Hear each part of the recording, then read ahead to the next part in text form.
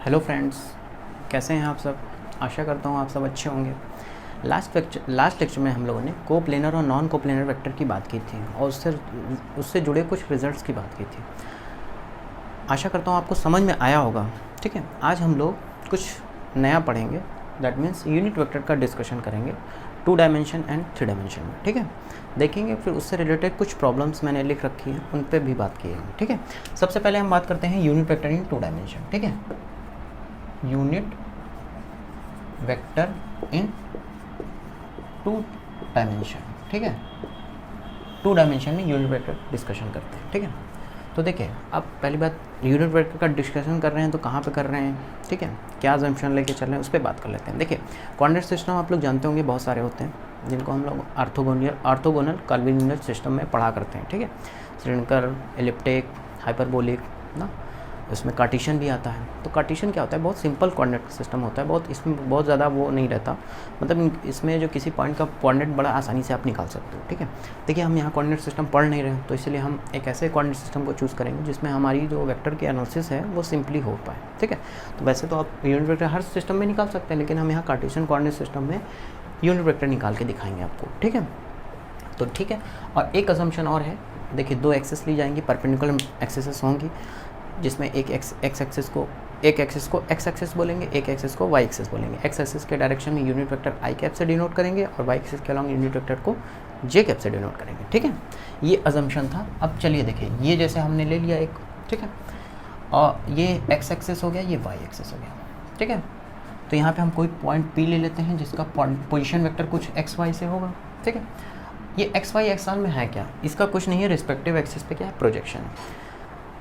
देखिए, प्रोजेक्शन बोला जाए तो ये किसी भी कोऑर्डिनेट सिस्टम के लिए होगा, लेकिन अगर आप कार्टेशियन कोऑर्डिनेट में हैं और किसी पॉइंट का जो पोजीशन वेक्टर होता है, आपको हमने ये बताया था कि जो पोजीशन वेक्टर होता है वो रिस्पेक्टिव एक्सिस पे क्या होता है, प्रोजेक्शन ही नहीं, ऑर्थोगोनल प्रोजेक्शन होता है। ठीक है, तो ये जो एक्स है असल में ये आपका, ये अगर इस पॉइंट को मैं एम बोल दूँ, ये ओ है, तो ये ओ एम जो है यही आपका एक्स होगा।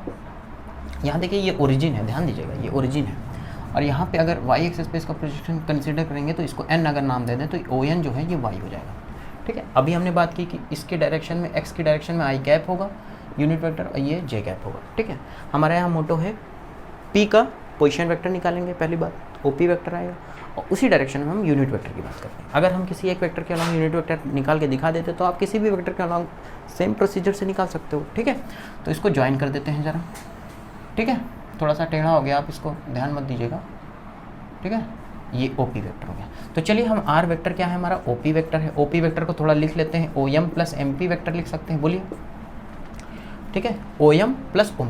तो देखिए, OM वेक्टर अगर लिखेंगे तो ये तो x क्या है, मैग्नीट्यूड है, x डायरेक्शन, और इसकी डायरेक्शन i कैप है, तो OM वेक्टर को हम लिख क्या सकते हैं, XI वेक्टर। ठीक है, और MP वेक्टर को अगर लिखना होगा तो ये क्या है, y है, सेम y ये भी होगा, और ये डायरेक्शन क्या है इसकी, j कैप की डायरेक्शन है, तो ये भी सेम इसके पैरेलल तो है, तो ये y j कैप हो जाएगा।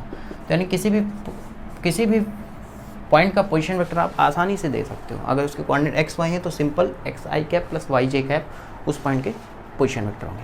अब बात करते हैं यूनिट वेक्टर। हमने जब फर्स्ट लेक्चर में यूनिट वेक्टर का इंट्रोडक्शन दे रहे थे, उस केस में बताया था कि किसी भी वेक्टर के अलॉन्ग यूनिट वेक्टर, जैसे हम R पोजीशन वेक्टर है OP का, इसके अलॉन्ग यूनिट वेक्टर कैसे डिनोट करेंगे, R कैप से। और वो कैसे डिफाइन किया था, वेक्टर अपॉन दैट का मॉड।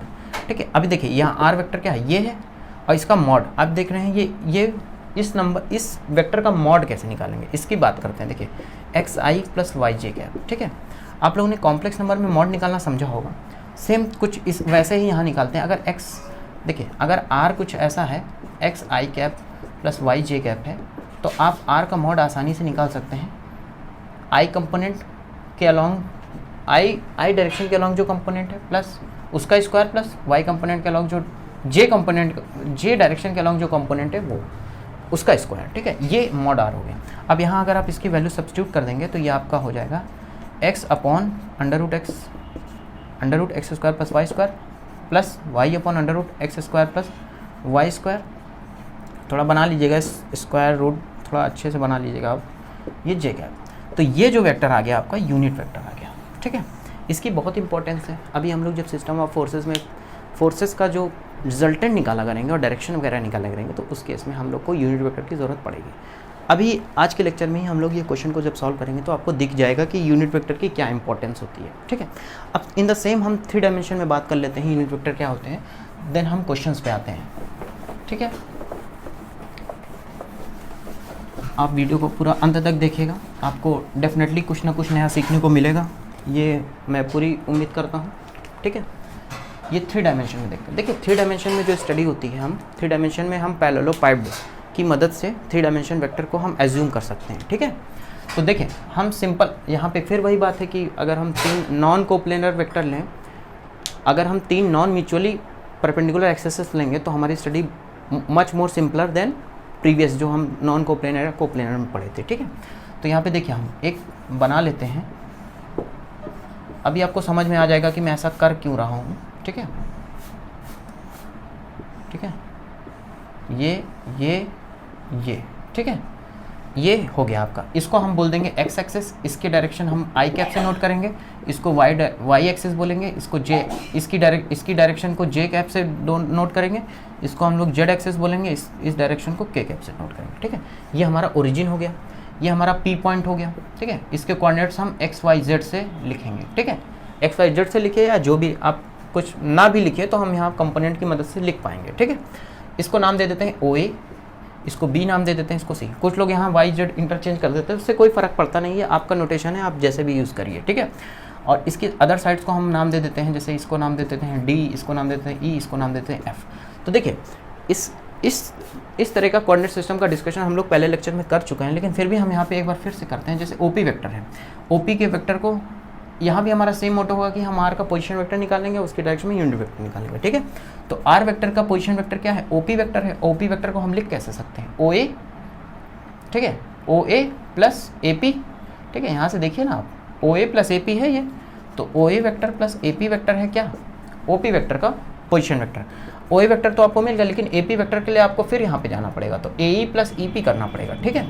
तो ओ ए प्लस ई, सॉरी ओ ए तो ओ ए ही है, यहाँ पे करना पड़ेगा A E vector plus E P vector करना पड़ेगा।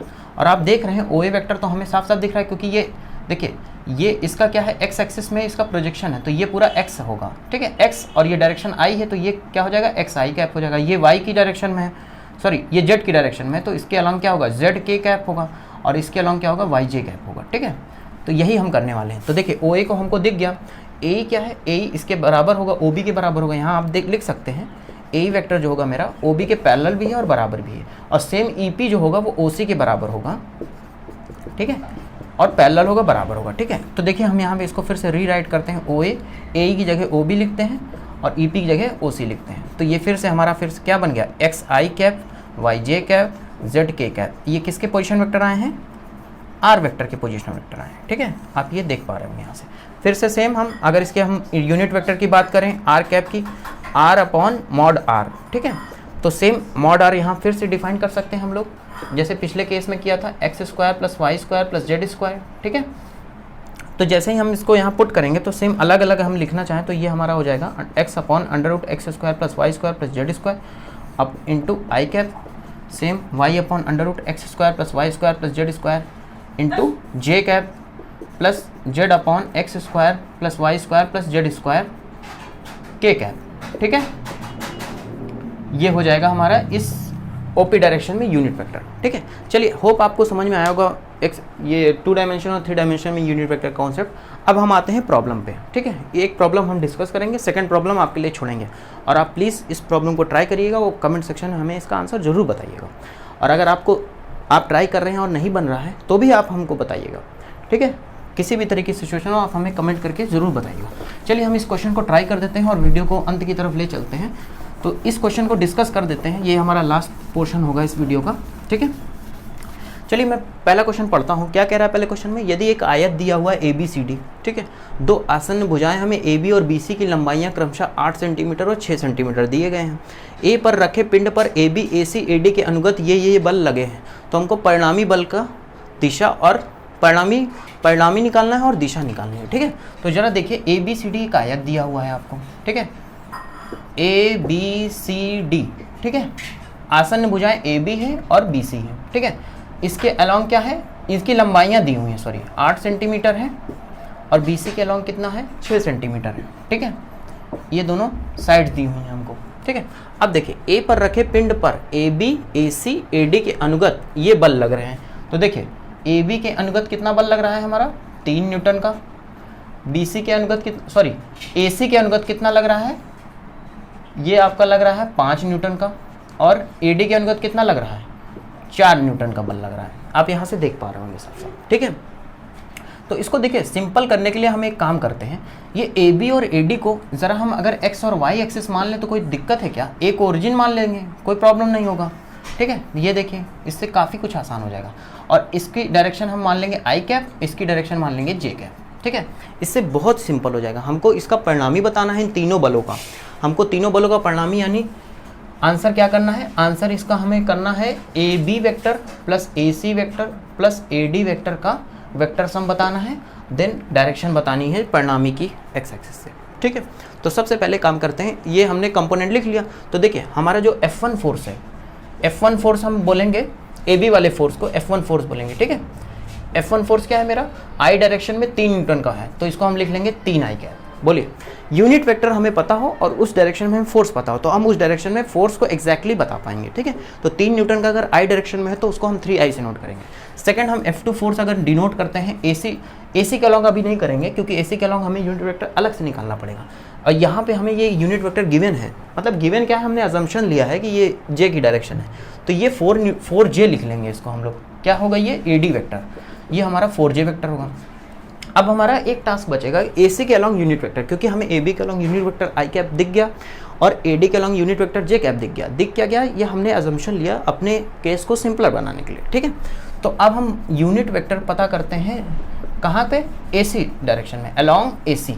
तो देखिए AC था क्या, ये असल में R वेक्टर ही, अगर आप ध्यान से देख पा रहे हो। और ये R वेक्टर जो AC का वेक्टर है, पोजीशन वेक्टर, ये R वेक्टर कुछ नहीं है AB vector plus BC vector, यानी ये वेक्टर क्या होगा आपका, ये वेक्टर आपका क्या होगा 8 आई कैप होगा। ध्यान से देखिएगा, यहाँ मैं पोजीशन वेक्टर की बात कर रहा हूँ, पोजीशन वेक्टर। यहाँ मैं AC ना लिखूँ तो बेटर रहेगा क्योंकि AC को मैं 4 से नोट करूँगा F3 वाले।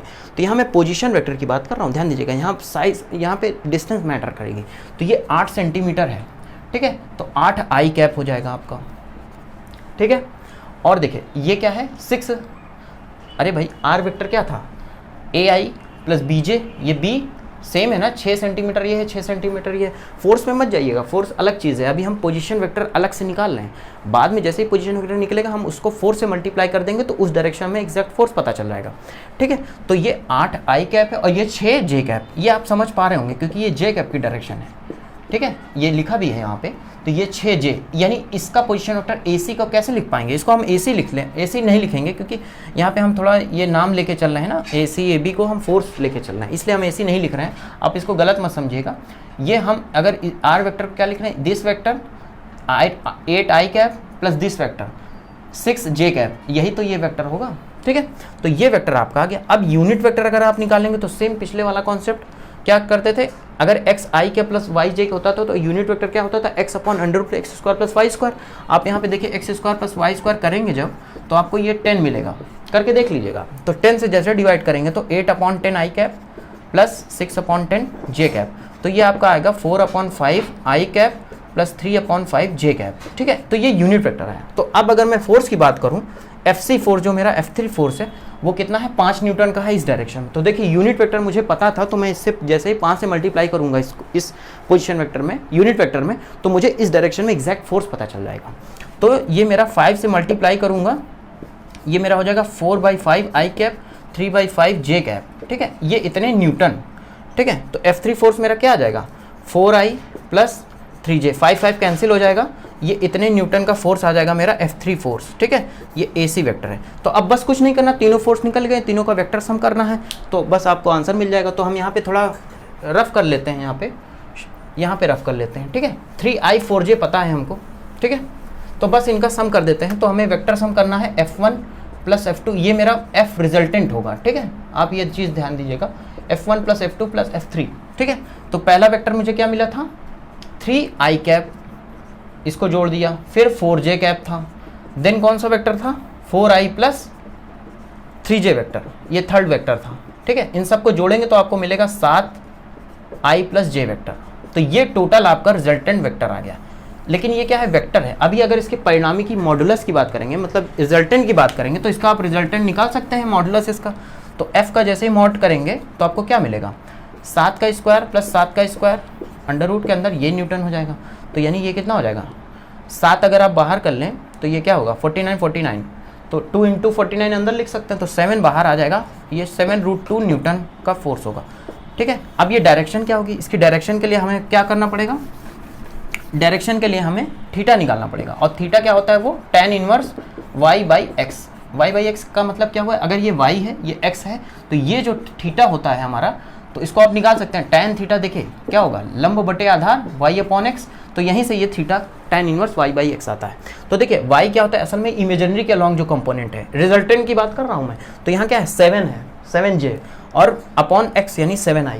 तो यहाँ हम कंपोनेंट के लेंगे, i j नहीं लेंगे, तो 7/7, तो ये हो जाएगा आपका tan इनवर्स 7/7, और ये tan इनवर्स 1 हो जाएगा। और आप जानते हैं tan इनवर्स 1 क्या होता है, π/4। यानी जो ये रिजल्टेंट फोर्स है ये x एक्सिस, यानी x एक्सिस नहीं बोलेंगे, ये i एक्सिस जो है AB से π/4 एंगल पर होगा। होप आपको समझ में आएगा। सेकंड क्वेश्चन आप जरूर ट्राई करिएगा, कमेंट सेक्शन में हमें आंसर करके जरूर बताइएगा। आशा करता हूँ आपको वीडियो पसंद आया होगा। इसको लाइक करिए, शेयर करिए, सब्सक्राइब करिए। आने वाले लेक्चर्स में आपके लिए और अच्छे कंटेंट लाने की कोशिश करूँगा। जय हिंद दोस्तों।